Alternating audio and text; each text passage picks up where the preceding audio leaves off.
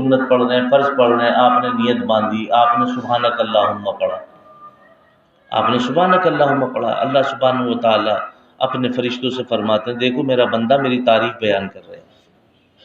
آپ نے پڑھا الحمدللہ رب العالمین، تمام عالم کا رب ہے، تمام تعریف اللہ کے لیے ہیں، اللہ سبحانہ و تعالیٰ فرماتے ہیں دیکھو میرا بندہ میری بزرگی بیان کر رہا ہے۔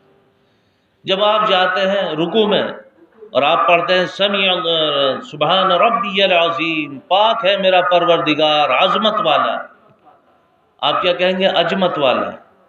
آپ نے اللہ کی عظمت کی عین ہی ختم کر دی تو عظمت کہاں سے ہوگی؟ اور یہ عظمت بنے گی کہاں سے؟ جب آپ کسی پورے آدمی کو اپنی نماز سنائیں گے، آپ کی جو عین ہے وہ نکلوائے گا، آپ کی عین ہر آدمی نہیں نکلوا سکتا، کیونکہ ایک لفظ ہے عظمت، ذات، ایک ہے زوئے، ایک ہے زال، ایک ہے زا، ان کی چاروں کی آوازیں الگ الگ ہیں۔ آپ اگر ہندی کے آدمی ہیں تو آپ جے پہ بندی لگا کے سارے چاروں ارکان پورے کر لیں گے، چاہے زواد ہو، چاہے زال ہو، زا ہو، زوئے ہو، آپ اسی سے کام چلائیں گے۔ لیکن اگر آپ اپنے امام کو سنائیں گے تو وہ آپ کو یہ بتا دے گا کہ اس کے اندر زواد ہے یا اس کے اندر زال ہے یا اس کے اندر زوئے ہے، آپ کو اس کی تمیز ہو جائے۔ جب آپ نے پڑھا سبحان ربی العظیم، پاک ہے میرا پروردگار عظمت والا ہے، اور جب آپ نے کہا سمیع اللہ لمن حمدہ، اللہ نے اس کی سن لی جس نے اس کی تعریف کی، اللہ نے اس کی سن لی جس نے اس کی تعریف کی۔ پھر اس کے بعد آپ نے کہا ربنا لک الحمد، تمام تعریفیں اللہ آپ ہی کے لیے ہیں، تمام تعریف اللہ کے لیے۔ جب آپ کے ذہن میں ترجمہ ہوگا اور آپ نماز پڑھتے ہیں، آپ ایمانداری سے بتاؤ آپ پہ کیا گزرے گی؟ آپ جانے اور آپ کریں۔ آپ 2 رکعت اس طریقے سے ذرا سا اپنے گھر میں پڑھ کے دیکھ لیں اندھیرے میں، اس ترجمے کو ذہن میں رکھتے ہوئے، پھر آپ دیکھیں جہاں 3 منٹ میں 4 رکعت پڑھتے ہو نا، وہاں 6 منٹ میں 2 رکعت پڑھی جائے گی، اور آپ کو کتنا سکون ملے گا ذہنی طور پہ، دلی طور پہ، وہ آپ جانیں اور آپ کریں۔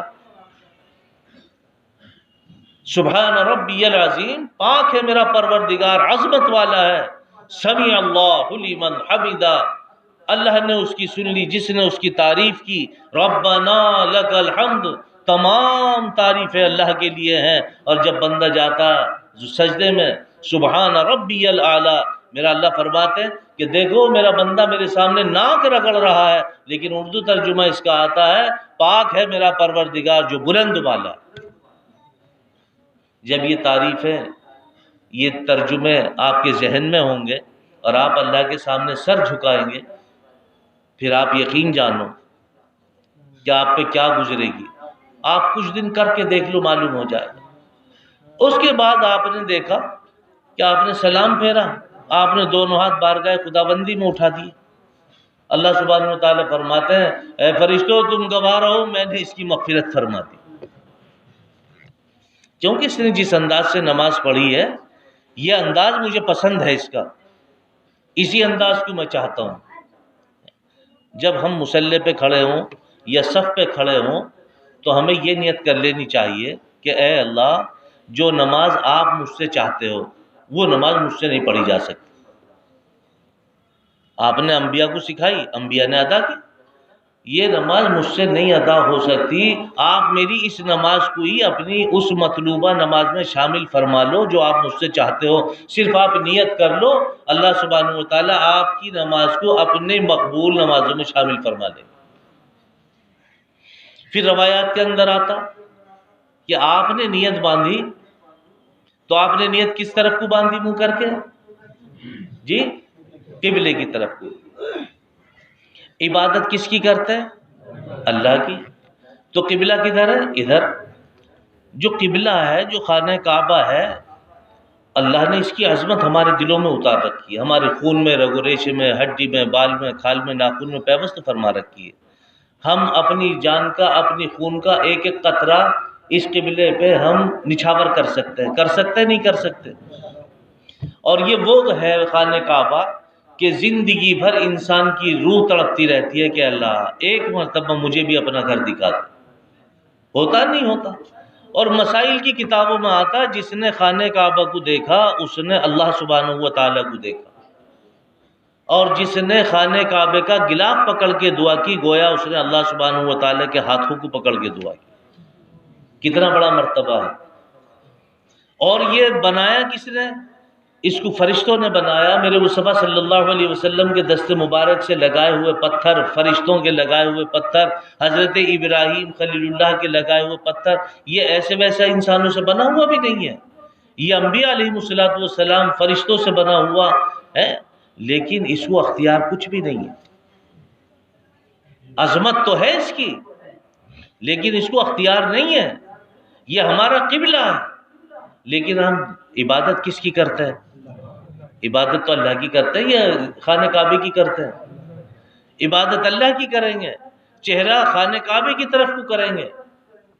اور پھر یوں آیا، روایات میں آتا کہ یہ جو آپ اپنی پیشانی سجدے میں رکھتے ہو نا، یہ کسی کارپیٹ پہ، جا نماز پہ، پتھر پہ نہیں رکھی جاتی، بلکہ تمہاری پیشانی اللہ سبحانہ و تعالیٰ کے پاؤں پہ رکھی جاتی ہے۔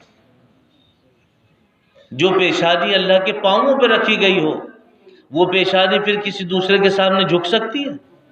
جھک سکتی ہے؟ نہیں جھک سکتی۔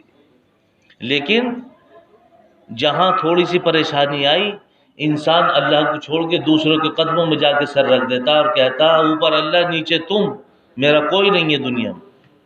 تو اللہ سبحانہ و تعالیٰ دیکھتے ہیں، دیکھو یہ پگلا ہے، میں کالی رات میں کالی پہاڑی پہ کالی چینٹی کے چلنے کی بھی آواز محسوس کرتا ہوں، یہ کہہ رہا ہے کہ اوپر اللہ نیچے تم، میں تو وہاں ہوں جہاں تیرا خیال بھی نہیں ہے، میں تیرے ساتھ میں یہاں تک نزدیک ہوں، میں تیری شہرت سے بھی زیادہ قریب۔ جب ہمارا عقیدہ درست ہوگا، ہمارے یقین اور اعتماد دل میں جمے گا کہ ہمیں نماز پڑھنی ہے اور اللہ کے لیے پڑھنی ہے، اور آپ اس انداز سے 2 رکعت کر کے پڑھ لیں گے، آپ جانیں اور آپ کا رب آپ پہ کیا گزرے گی۔ اور مزید جب آپ ہاتھوں کو اٹھائیں گے نا، علامہ ابن قیم جوزی رحمۃ اللہ علیہ فرماتے ہیں نماز کا قبلہ بیت اللہ اور دعا کا قبلہ عرش معلیٰ۔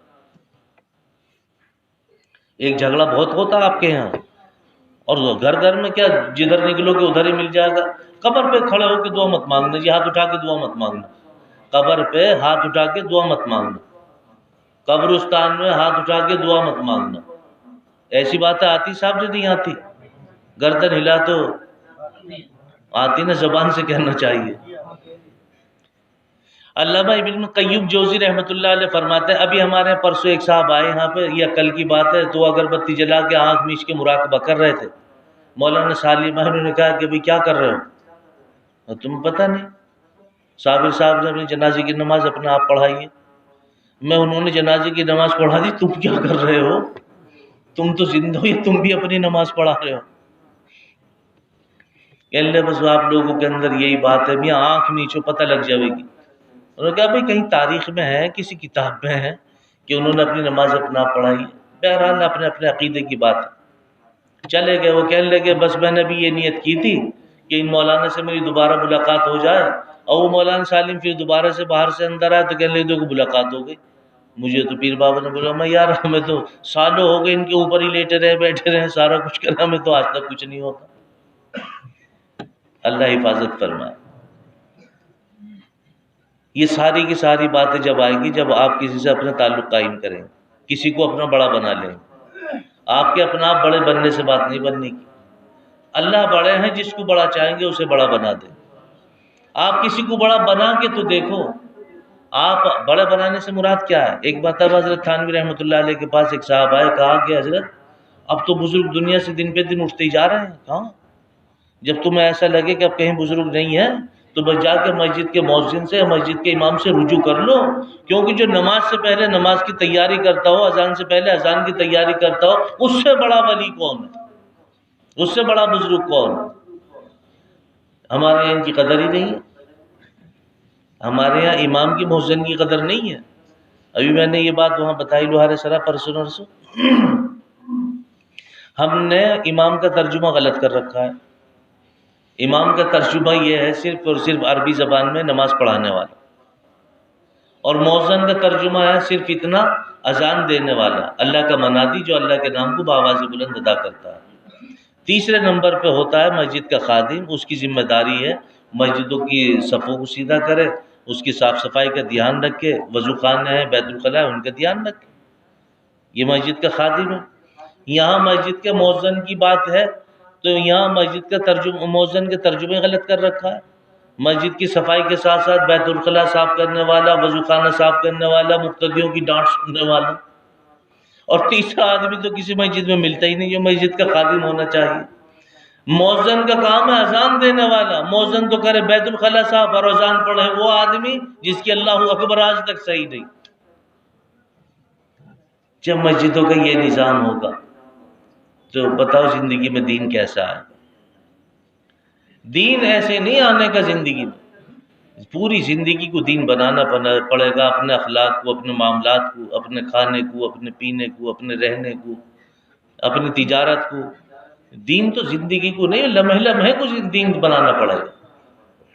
تو جب آپ اس انداز میں آئیں گے اللہ کے گھر میں تو نماز کا قبلہ بیت اللہ اور دعا کا قبلہ عرش معلی۔ شرط یہ ہے کہ آپ کا عقیدہ درست ہونا چاہیے۔ آپ قبر پہ بھی کھڑے ہو کے دعا مانگ سکتے ہیں، آپ قبرستان میں بھی کھڑے ہو کے دعا مانگ سکتے ہیں، شرط یہ ہے کہ آپ کا عقیدہ صحیح ہو۔ مزید جو دوسرا آدمی کھڑا ہے اس کا عقیدہ صحیح ہونا چاہیے، کہیں ایسا نہ ہو کہ آپ کو دیکھ کے وہ بھی قبر سے سوال کر دے۔ منع اس لیے فرماتے ہیں علماء کرام کہ قبر پہ کھڑے ہو کے ہاتھ اٹھا کے دعا نہیں مانگنی چاہیے، قبرستان میں ہاتھ اٹھا کے دعا نہیں مانگنی چاہیے۔ وہ اس لیے بتاتے کہ بھئی تمہارے عقیدے کا پتہ نہیں ہے، تمہارا درست ہے تو پھر برابر والے کا پتہ نہیں اس کا کیا عقیدہ ہے۔ اس لیے ذمہ داری کے ساتھ سوجھ بوجھ کے ساتھ میں رہنا چاہیے۔ مانگنا صرف اللہ سے ہے، کیونکہ اس کا دعا کا جو قبلہ ہے یہ عرش ہے، کدھر کو بھی آپ چہرہ کریں گے ہاتھ تو آپ کیسے رہیں گے؟ تو دعا کا قبلہ تو عرش ہے، عرش اوپر ہے، قبلہ ادھر، تو نماز کا قبلہ بیت اللہ اور دعا کا قبلہ عرش معلی۔ ان تمام باتوں کا دھیان رکھنا چاہیے۔ اللہ مجھے بھی اور آپ کو بھی کہنے سننے سے زیادہ عمل کی توفیق نصیب فرمائے۔ آج کچھ دنیا کی اور کچھ دین کی باتیں آپ کے سامنے آئی ہیں، اللہ عمل کی توفیق نصیب فرمائے۔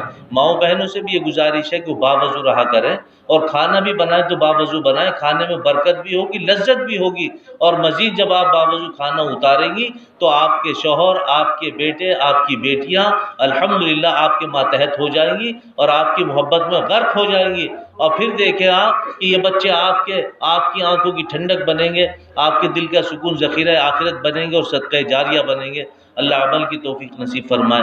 وآخر دعوانا الحمدللہ رب العالمین۔